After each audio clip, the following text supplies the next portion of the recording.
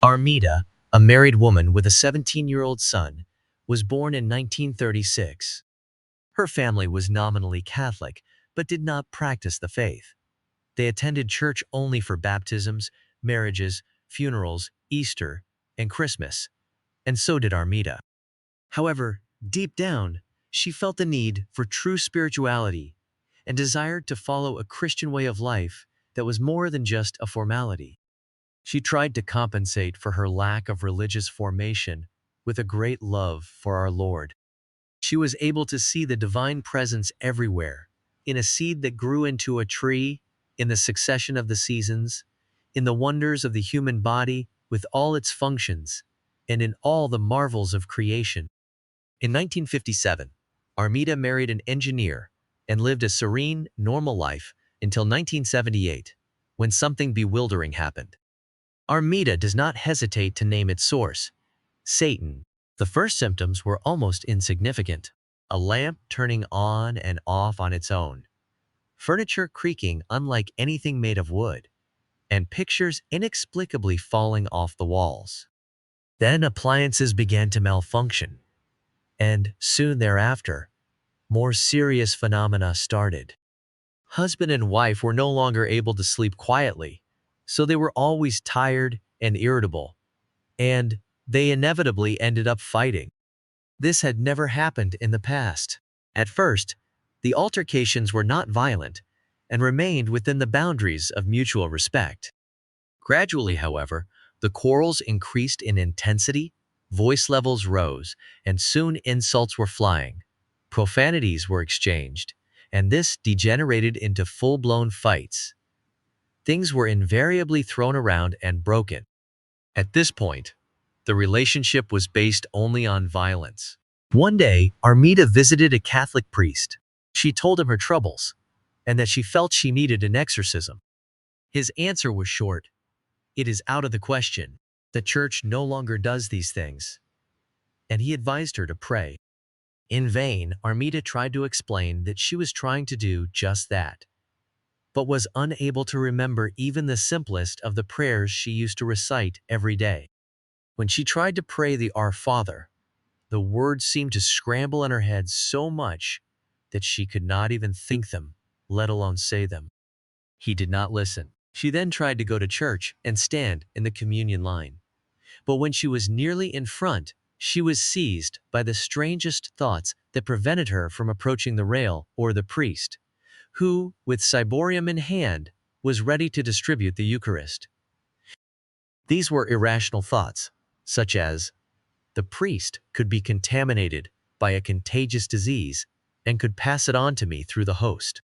Thus, with all possible tact, she would move on without receiving communion and leave the church, convinced that God did not want her in his home.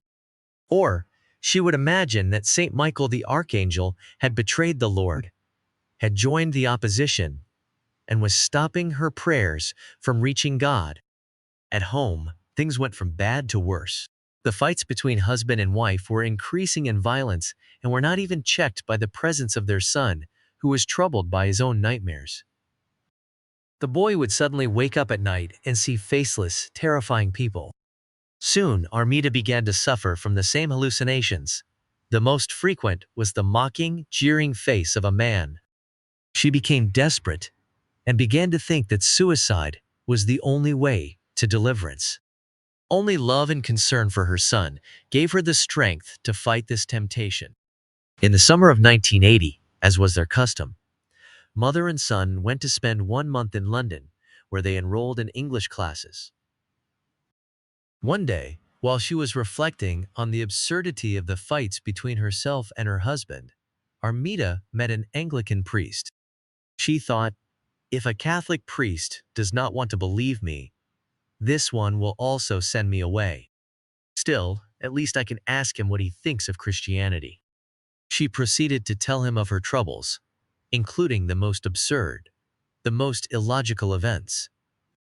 Much to her surprise, the priest did not become angry, but listened to her story with the greatest attention and promised to do everything he could to help her.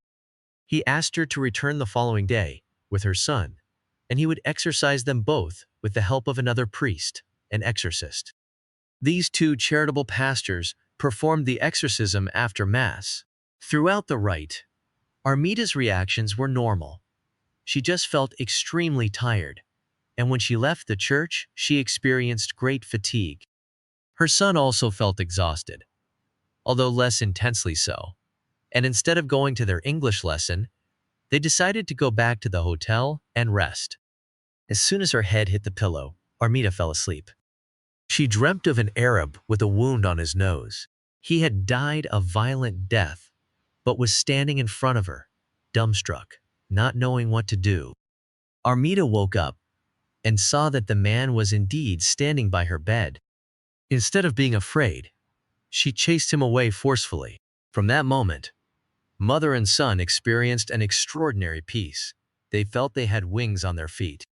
They were laughing at everything as they had not done for a long time, and they returned to that church to thank the Anglican priest. He rejoiced at the success of the exorcism, but sternly warned them not to be deceived.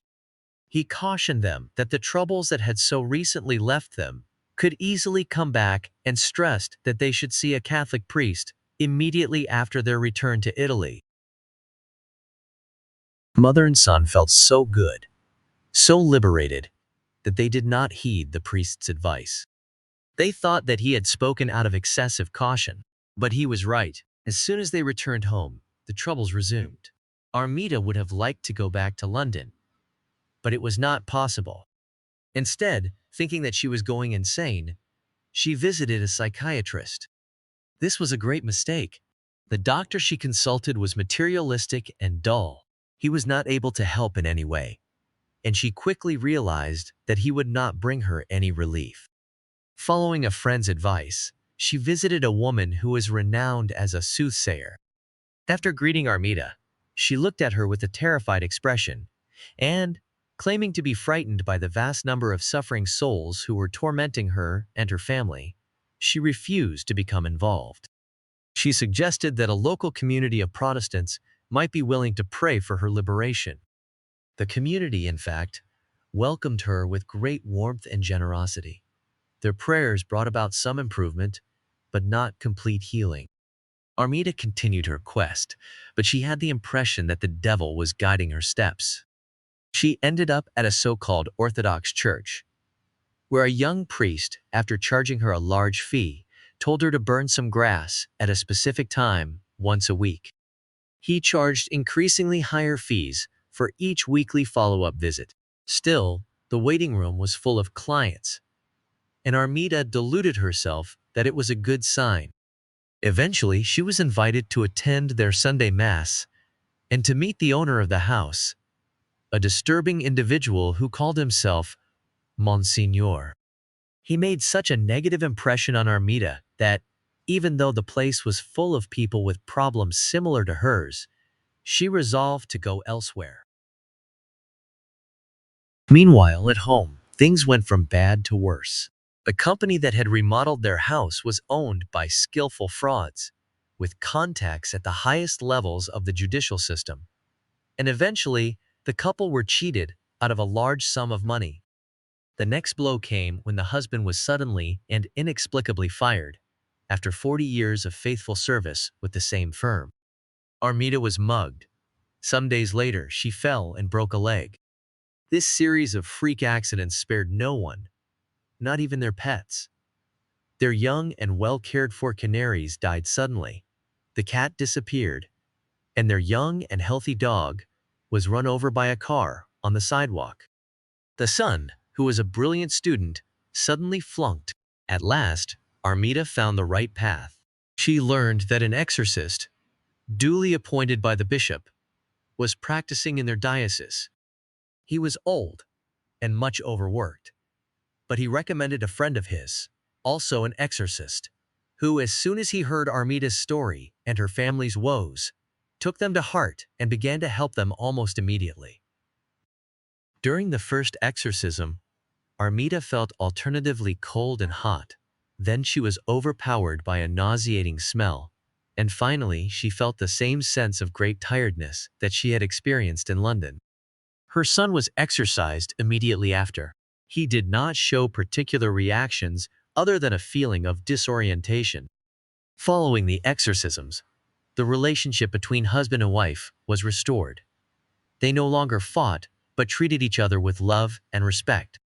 As the exorcisms continued, all three experienced complete deliverance, even though they feared the return of the demon. Fortunately, this time he did not return. Instead, they became fully reconciled with God and experienced the deep peace that comes only with the forgiveness he grants.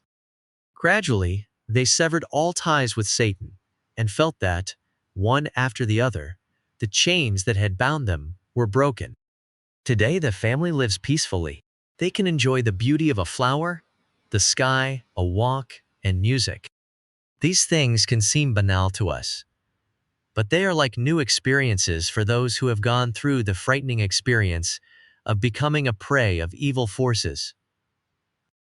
Armida remains grateful to everyone who helped her through her troubles, from the first Anglican priest to the last Catholic exorcist. She decided to write about her experiences, including her mistakes, because she hopes they will help those who might be suffering through the same trials.